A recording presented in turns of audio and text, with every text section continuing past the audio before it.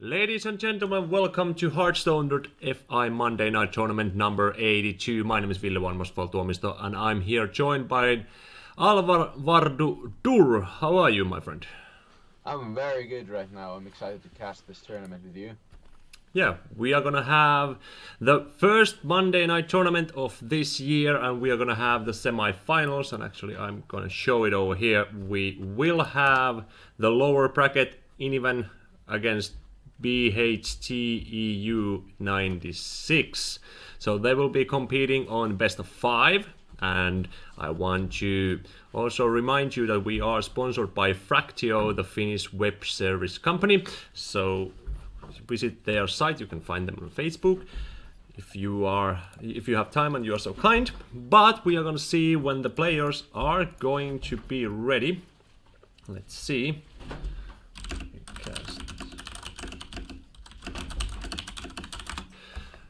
Just letting the players know that we are ready. But yeah, you were playing today, Vardu. First round looked quite well, but then had a quite close series with ties. Yeah, it was a really close series. First I went, I think, 1-0 up, 1-1, 2-1 for him, 2-2, and then he goes on to win the last one. It was a really close series, and one of the games was really memorable where I played Rogue against his Control Warrior and went into a fatigue battle. It was really interesting, but unfortunately lost that one. Yeah. And Thijs took a 3-2 win. Yeah, continued forward, but then dropped in the next round. So yeah, a little bit unlucky over there. But yeah, as we can see over there in our other semi-finals, we have Loyan against Dragonstorm. Dragonstorm, one of the French players who we have been seeing lately. End of the year last year, playing on the Monday Night Tournaments and doing quite well. So nice to see him back. And quite solid run, 3-1s, 3-0, so playing quite a solid lineup. About the how I can get it easiest over here. No, I can't get it like this. The classes of the players. Okay. Wait, I have to check if I forgot to open it over there. We can see it the easiest. I actually have to get it from here. So let's go for 1 second. I was almost sure I have everything covered except forget to get those classes. Here we go. So we are over here.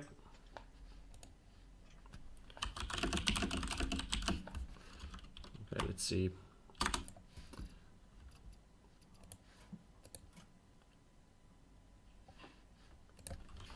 Masters.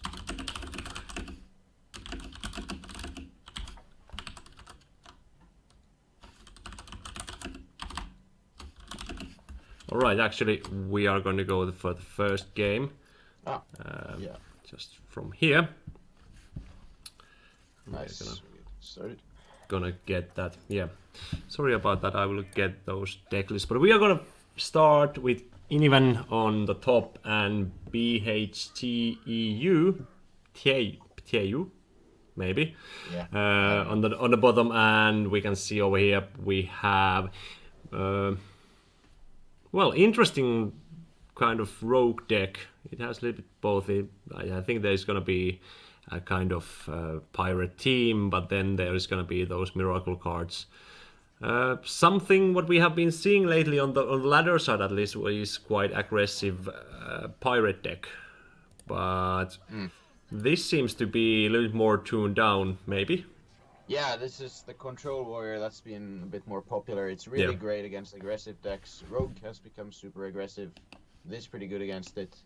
Yeah. I played it myself in the Strivewire tournament after the Hearthstone Fist of 5th one, and it did pretty well. Yeah. And it's interesting to see, I can see at least some of the lineups. Iniven has a Priest, Shaman, Warlock, and Rogue, but I can't see the last class from here. And then on the other side we have BHTEU with Warrior, Warlock, Druid, at least. can check it from here. Okay. There we go. But yeah, quite a decent start. From Warrior, getting that weapon deny is quite big over there. On turn 2, you can kind of handle down those bigger threats, and now he basically needs to use the turn G to just get the weapon and get the board clear. But this is the spot where the Warrior wants to be. Yeah, the Warrior wants to just be removing all of the threats from the Rogue side of the board, because every time a Rogue can stick a minion to the board, it can get cold-blooded and concealed, for example. Yeah. And then the Warrior has no answer to it. So being in the spot of the Control Warrior, you just want to be removing stuff. And of course, having stuff on the board when the Rogue doesn't is very strong. Yeah. And we can see there is Azure Drake, what he can coin out. It would be decent. But Tom Pillager is better. It's going to be trading.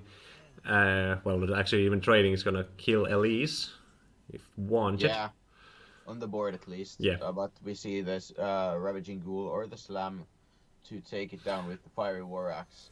Yeah, interesting that he's not going to use Slam. He just goes for the clean kill. Doesn't want to cycle that Slam yet. Maybe wants to find a better target for it. So... some consideration is at least Shadow Strike. Now the Elise cannot get Shadow Striked or backstabbed. Yeah, that's true. So damaging your own minion isn't as bad in this position. Yeah. Let's see, I might have to boost you up a bit on my end. Okay. Might be my... Right, let's see from here. We can get...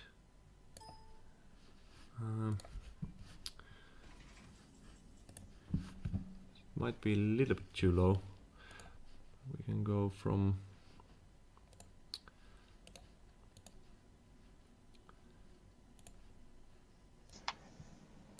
maybe go like this. Yeah. But next turn, that Drake gets dropped, and now it's gonna be that Slam play, what we were talking about. Maybe... well, he can't develop his board too much more. Maybe... Pass. That pass is really nice. Yes, you don't want to use the execute here because you know the Rogue is running at least Edwin and Cleave and possibly questing adventures, and those can get really big, and the executes can be really valuable at that spot. Yeah, it's gonna be quite nice. And now we're gonna see at least some cards drawn. There is not a counterfeit coin yet, so Edwin Van Cleef won't be played, but this is most likely going to be just for clearing that board, at least for now. Yeah, and the Rogue really finds the card that it was looking for sure. The Conceal makes the Gadgetzan live for another turn, and then he can go for even more spells on the next turn. Yeah, that's true. Unless Brawl happens, and with the Dirty Rat, which is too often in this deck, Brawl gets a lot stronger because you make the amount of minions on your opponent's side far bigger, which makes the Brawl better. Yeah, that's true. But solid Conceal, and it's the Rogue hand is it's a little bit clunky. You have the Questing Adventure, you draw it a little bit too late. Fan of Knives, it's quite heavy hand in mana-wise. You won't be getting too much value out of that. But now, one of the things the Warrior for sure is thinking here is that how threatening is this Gadgetzan? So do you want to go for the Dirty Rat Brawl now? Yeah. Or do you just maybe want to drop the Sylvanas and wait for him to play a Questing or Edwin, and then you could go for the Dirty Rat Brawl to get more value out of it? Yeah, it's interesting because with Dirty Rat you can get really good payoff, but the Sylvanas at least, like if you play Sylvanas before Brawl, you're always going to win. If there's not going to be Zap, so... But I don't know. It's going to be hard to have one minion on the board after this turn. Yeah, Zap is almost definitely going to come out here because you know that the Rogue is going to draw a lot and hasn't played the Zap yet. Yeah. But you just don't have many other plays. You don't want to go for the Dirty Rat Brawl because you expect there to be better turns for it in the future. Yeah. Interesting to see he's going to go and play those. Well, one of those Cold Bloods on his Gadgetzan. And he won't have conceal for this. No. But most likely he thinks that there is a brawl from the Warriors side. Yeah. So the conceal wouldn't be that good anyways anymore. So he can get rid of one with just revenge or ghoul and execute, but that's not too good play. So I think it's gonna be just for Dürr and that brawl. Yeah, that will be I think definitely the play, and you hope, of course, the Dirty Rat survives, because either if the 10-10 survives or the 8-Forge survives, you're gonna be taking a lot of damage. Yeah. So 50-50. Yeah, basically. Yeah. It's gonna be Van Cleef. Ooh, the Gatchison survives. Yeah. That's gonna be really rough to deal with for the Warrior, because although 2 Eviscerates have been used already, and but there's still a Cold Blood and the Leroy. Yeah. And it's actually gonna be a game right here, so. Yeah, and even if it wouldn't be that, there's not too much cards anymore. It's 7 cards left on the deck, so you could quite easily just go through your deck and actually find the necessary damage or that second conceal if he's running one. I have been seeing decks what only runs one. Yes. I think it's a little bit more popular now, but yeah, there's a lot of variation in the rogue builds right now. Yeah. Because well, sometimes you target more controller lineups and you don't like even play Fan of Knives or SI7 Agent, which used to be auto includes. Yeah. But yeah.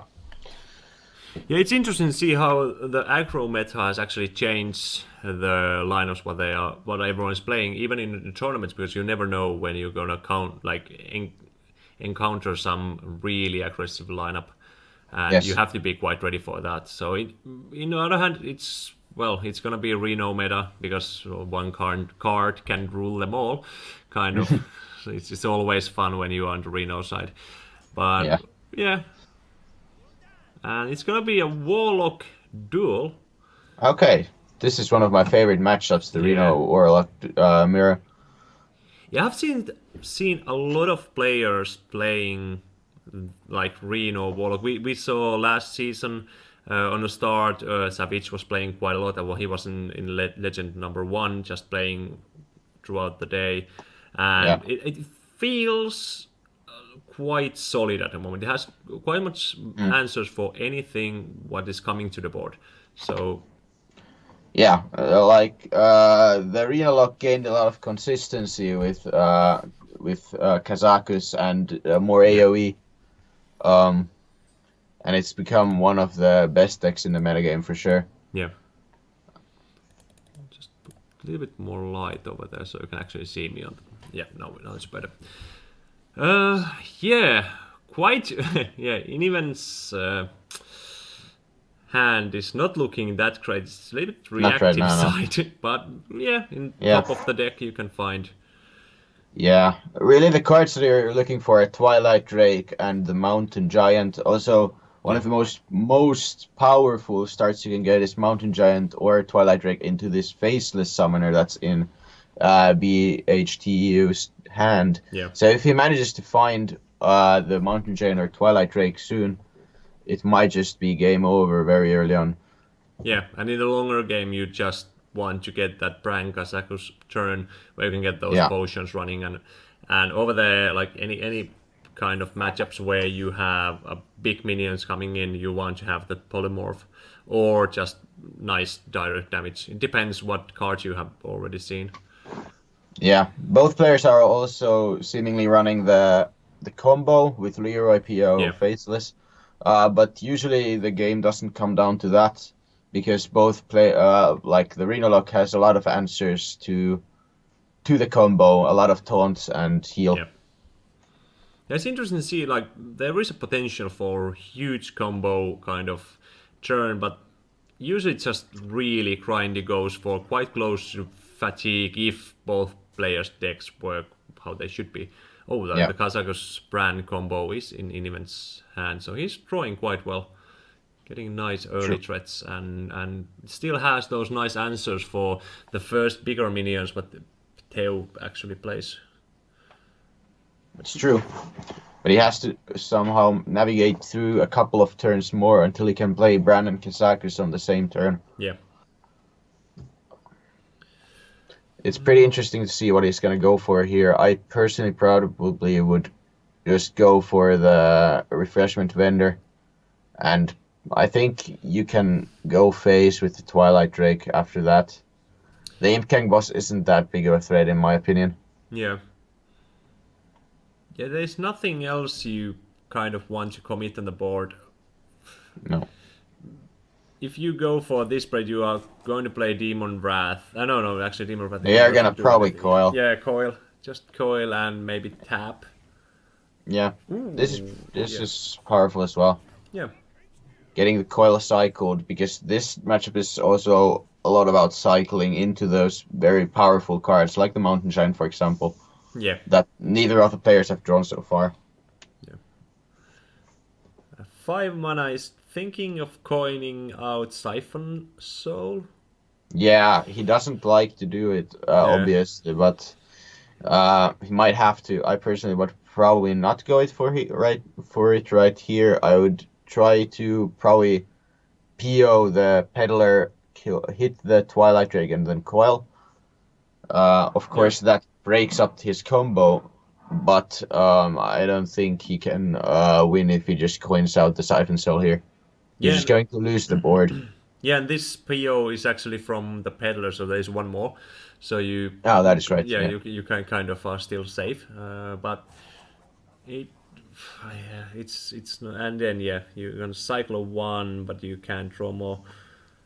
No, he's going for that Siphon Life. No, still thinking. Yeah, the rope is burning out. He's gotta make a decision, and this is the fastest one he can make, I guess. Yeah, but this is gonna be really hard when the rack hits the board. If he can't get that board back with Abyssal Enforcer, well, for now it's actually gonna be quite decent, because there's nothing else big coming in, and if this hits the board, clears the board, it's gonna be 3 damage, would be more than enough. Yep. This is going to be pretty interesting, though. He can tap this turn, but he's starting to have to think about not overdrawing. He gets a second PO, so his combo damage is a lot higher now. Yeah. So now basically he needs just Emperor and draw the pieces. He has enough mana in turn 10 to go for 28. It's 28, yeah. 28 damage. So double PO. And if he gets the full combo in the hand, he can actually go for, and Hellfire, he would be actually having 30 damage turn, but most likely not going to go for that. There's still decent 18 cards in both the players' decks. Well, this Demon Brat is actually nice. You get that Mortal Coil. That is very strong, yeah. He recovered very nicely from that last turn. That was pretty bad.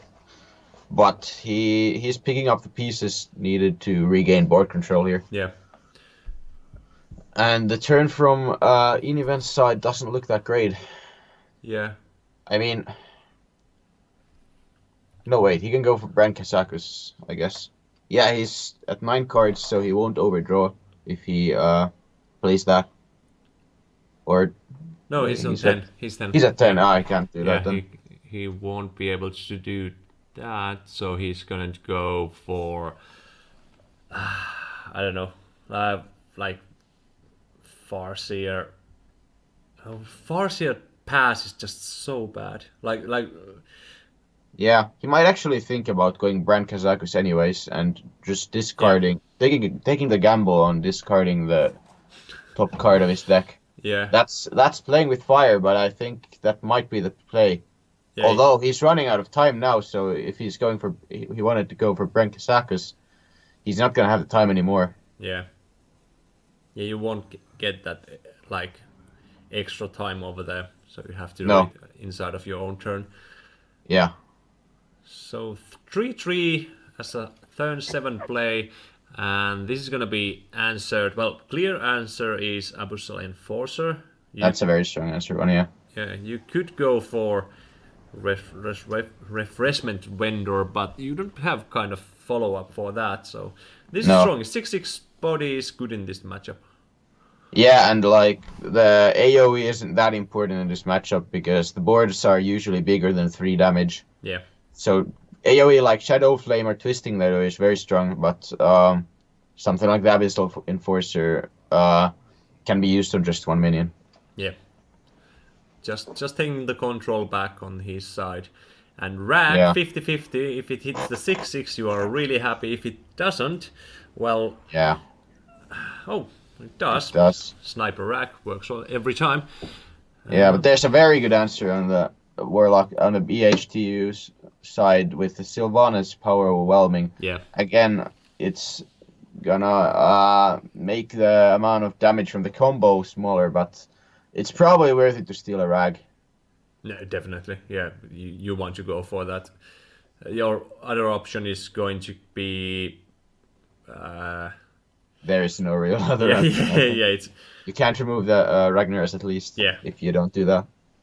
Yeah, it would involve playing Shadow Bolt and tapping. Well, it's really, really bad for you. So...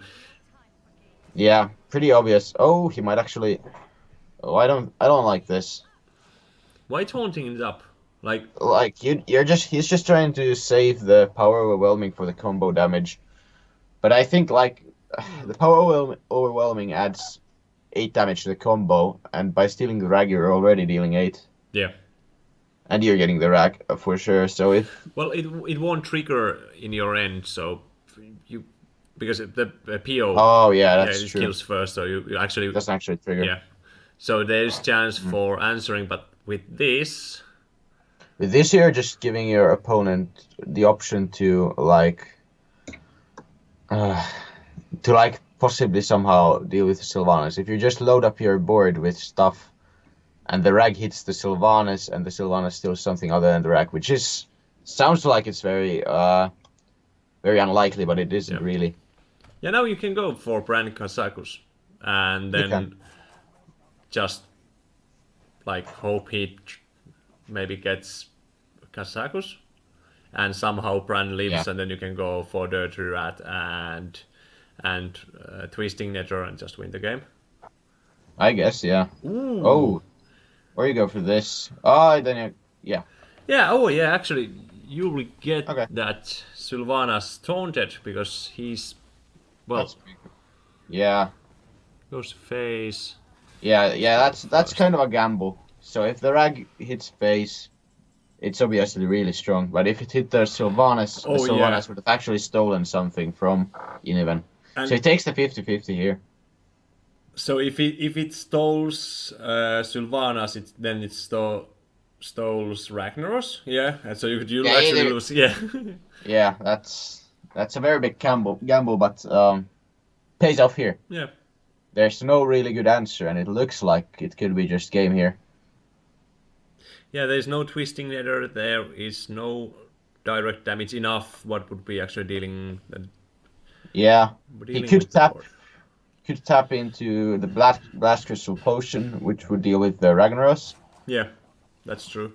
And then deal with the Sylvanas on the next turn, because the Sylvanas isn't a threat if you don't have board anyways.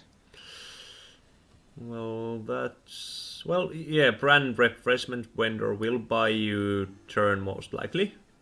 Yeah, and he's probably looking to play like Dirty Rat, Power Overwhelming, and Shadow Flame, and then the Shadow Bolt on the same turn. That would be a board clear, for example. And you would also clear something that is pulled with Dirty Rat. Yeah, that wouldn't be bad at all. So now, yeah, Sylvanas will take care of... Well, yeah, actually you can't leave Brand on the table. That's one of the cards where you can turn the tides quite fast. So true. Most likely that's going to be handled with something, but there isn't too much. Yeah, Siphon Soul, no, you don't want to use that for it. You could just probably... I don't even like going with this. I think this is just overextending. You could have just tapped... Sylvanas hits the Brand and pass. You have enough board, and like now it's gonna be a very easy Shadow Flame for the for BHTEU. Well, you can take 1 mana potion over here. Oh no. And then... oh no, actually it's 3 damage. Yeah, you have to do damage to all. And that wouldn't be that nice. Yeah. That's actually interesting. So I don't like playing these. Also, it plays into MC Tech. Yeah. That would be huge. Yeah, Dirty Rat. Brander... Wait, is there... Bran was played already. Yeah, but like now he gets... For example, the Mountain Giant. Like, he can trade Mountain Giant Shadow Flame. And it's very clean. And gets the... Well, he can't tap. But he kind of have to tap. He needs to find that Reno and get... there's 12, Yeah, you do probably have to tap. You can't play the Dirty Rat because then the Sylvanas... No, wait, you actually can. Yeah, you can. But... Oh, yeah, you can. And actually... You could actually play Dirty Rat, yeah. Yeah, and if you play... you trade now, play Dirty Rat, you have chance to get Doomsayer. So you don't actually have to do anything. And if you get, like, the Mountain Giant, or even if anything else, like Reno would be great. So I think the plays Mountain Giant, Dirty Rat, and Shadow Flame the Mountain Giant if it's not Doomsayer. Yeah, I like this. It's gonna pull out the Mountain Giant, right? Yeah. Yep. That is really, really strong. Yeah, that's gonna be 2 huge threats done, but still the hand, well, it doesn't look too great, but this Kazakus potion reviving 3, it's... 3 dudes for him, yeah. That looks like a strong turn play. Yeah, so the... Yeah. These 10 mana potions can really like just swing the board enormously. Yeah. It's gonna be really hard to come back from this. Interesting that he took that 6 healthy minions and make an 8/8. That's a very strong one, actually. Like, only Twisting Nether really answers it. Oh, yeah, true. The 6, like, once you get minions to a very high health total, they're just super hard to deal with. That's so true. It's 2-0 now, right? Yeah, true, 2-0. And we are gonna first see if we can get that last deck. So yeah, Iniven's not... Rogue, Shaman, and Warlock, if I'm not checking it wrong. Yeah, so it's Shaman or didn't you say Priest was in Iniven's lineup as well? So depending on what got banned. Yeah. It's either Priest or Shaman from Iniven, and it's gonna be... Yeah, it's Shaman, so Priest got banned. Yeah, I forgot to ask the guys how the picks and buys. I was way too excited to get to cast these games. It has been so long break, man. I've been waiting for the Monday night tournaments. And here we are. It's gonna be a Shaman against the Warrior.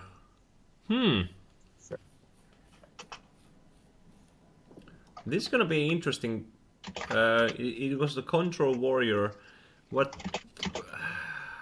The Shaman, like, Control Warrior against that aggressive kind of Pirate Warrior, I think it's quite good. Yeah. Oh, there's a Grime Street Informant in this deck. That is actually super interesting to me. Yeah. So you get a choice between Hunter, Paladin, or Warrior cards. I mean... It reminds you of Jewel Scarab with the 2-mana 1/1 and discover a card Body.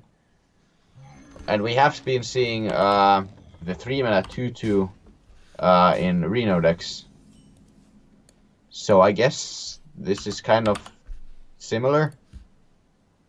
But I'm interested to see how well it actually works in practice. Yeah. I'm gonna just fastly edit that text. It's actually 2-0. There we go. Yeah.